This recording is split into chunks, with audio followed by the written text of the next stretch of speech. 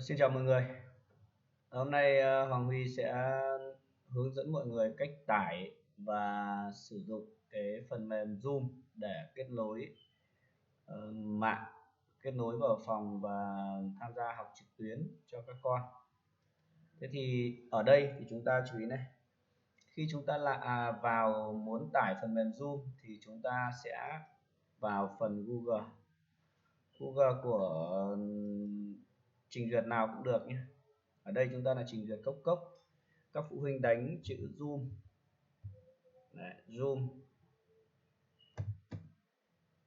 Đây, ở đây nó sẽ hiện lên chữ Zoom download này. Đấy, các phụ huynh nhấn vào đấy. Và khi chúng ta lên cái bảng này, chúng ta sẽ ấn vào phần download. Đấy, download. Và lúc này chúng ta chú ý này, chúng ta sẽ có cái download này. Đấy, chúng ta ấn vào. Đấy, nhấn vào Zoom. Và chúng ta chờ để cái phần Zoom này nó sẽ tải về. Đây, ở dưới đây nó có phần Zoom tải về đây rồi.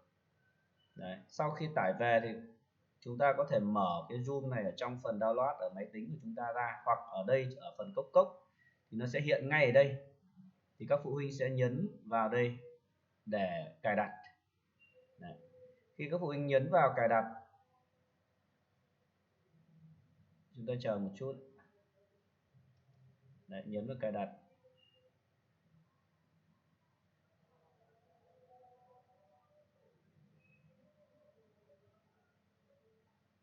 Đấy, lúc này là phần Zoom bắt đầu đang cài đặt trên máy tính của chúng ta đấy. Chúng ta chờ.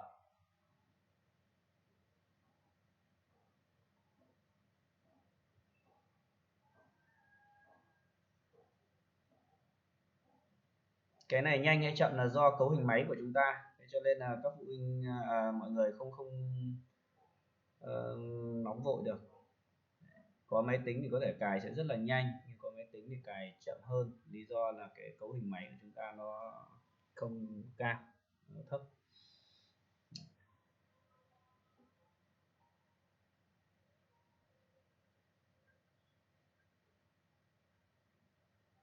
Rồi, như vậy là cái phần mềm Zoom của chúng ta đã cài đặt xong.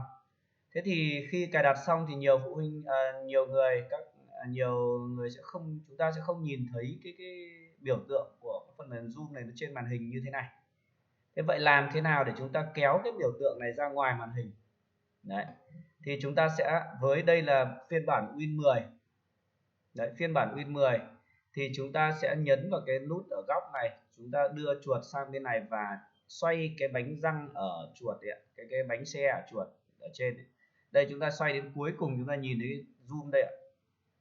Chúng ta ấn vào cái phần này. Đấy, ấn vào đây nó sẽ có cái zoom, start zoom đây. Mọi người sẽ giữ chuột trái. Đấy, khi thấy nó chìm thế này, mọi người kéo nó sang màn hình. Đấy, khi kéo sang màn hình này chúng ta có thể thả bất kỳ vị trí nào, và lúc này cái biểu tượng zoom đã đưa ra màn hình. Đấy, để chúng ta sử dụng cho những lần sau, chúng ta không phải vào đây chúng ta tìm nữa. Và khi có biểu tượng zoom này rồi thì khi chúng ta kể cả đây là nó tự nó tải lên thôi, còn lần sau sử dụng mọi người chỉ cần nháy đúp vào biểu tượng này, đấy, nó cũng sẽ lên cái bảng như vừa rồi của chúng ta. Đấy.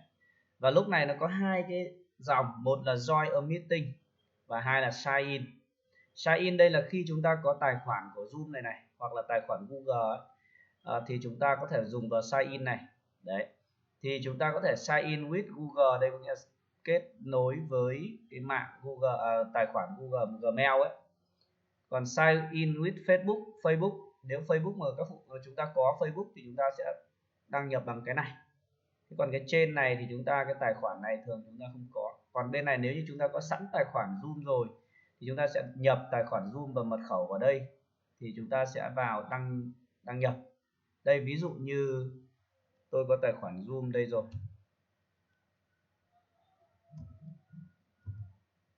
hoặc đây tôi sẽ đăng nhập theo cái cách này cho nó dễ. Đây, đăng nhập bằng cái Hoàng Huy đây, tài khoản Zoom của tôi, Gmail của tôi. Đấy, tôi có tài khoản Gmail đây rồi. Đấy, tôi nhấn vào đăng nhập bằng tài khoản Gmail Hoàng Huy. Đấy, lúc này thì cái tài khoản Zoom của tôi nó đã kết nối Đấy, phần Zoom tôi đã kết nối với tài khoản Gmail của tôi, đó là tài khoản Hoàng Huy.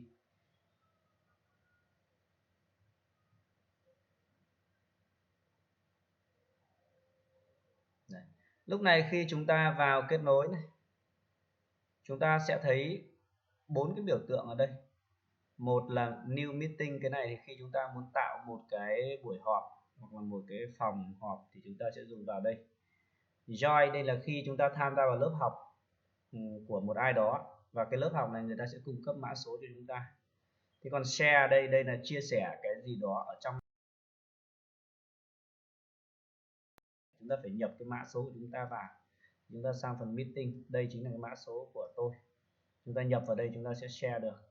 Thế còn nếu không thì chúng ta có thể tạo ra một cái buổi họp, chúng ta tạo như thế này, hoặc khi chúng ta tham gia vào một buổi họp nào đó chúng ta cũng sẽ tham gia bằng cái cách ấn vào join và nhập mã số. Thì khi chúng ta vào rồi thì chúng ta sẽ có đây kết nối, ở đây này, trong này nó sẽ có cái biểu tượng hình tai nghe. Đấy, khi mọi người vào ấy, thì nó sẽ hiện lên hình tai nghe. Nếu như chúng ta không ấn vào đây, không ấn vào vị trí này thì nó sẽ không có âm thanh cho chúng ta nghe được, mà chúng ta phải ấn vào đây, hoặc nó có cái biểu tượng lên để chúng ta sẽ vào cái biểu tượng là join with audio này. Thì chúng ta sẽ ấn vào thì chúng ta sẽ nghe được. Cái này các phụ huynh chú ý. Và khi nó đã có biểu tượng này rồi, chúng ta tắt âm thanh, chúng ta tắt ở đây. Đấy, tắt khi có gạch chéo này chúng ta là tắt âm thanh. Thế còn ở đây chính là cái đưa hình ảnh lên. Đây. Đưa hình ảnh lên thì nếu chúng ta đưa cái camera, chúng ta đưa ảnh của chúng ta, hình chúng ta lên. Đấy, thì chúng ta nhấn vào đây, bỏ cái gạch chéo này đi, còn nếu không chúng ta sẽ để gạch chéo để không có hình ảnh. Đấy. Và đây là cái chúng ta khi muốn nói để người khác nghe thì chúng ta bỏ cái gạch chéo. Đấy. Thế còn nếu như chúng ta mà không, khi thầy giáo trong Zoom mình nhắc chúng ta tắt mic đi, chúng ta phải ấn vào đây để chúng ta tắt mic đi. Đấy. Thì đấy là một số cái hướng dẫn khi chúng ta vào Zoom. Nhớ cái việc một số phụ huynh là lên là thường là bảo là không nghe tiếng. Đấy, không nghe tiếng là vì chúng ta không nhấn vào cái góc này. Đấy, chúng ta phải chú ý là góc này, đấy là trên máy tính. Đấy, máy tính thì chúng ta sẽ nhìn thấy cái góc này ở đây, nó sẽ nếu như vẫn hiện cái hình cái tai nghe lên ấy, thì là chúng ta chưa nghe được âm thanh. Đấy, cho nên là chúng ta chú ý cho tôi. Thì đấy là một số, ở đây là phần hướng dẫn các bậc phụ huynh và mọi người với cái phần sử dụng phần mềm, cài đặt và sử dụng phần mềm Zoom khi tham gia một lớp học. Xin cảm ơn mọi người đã theo dõi.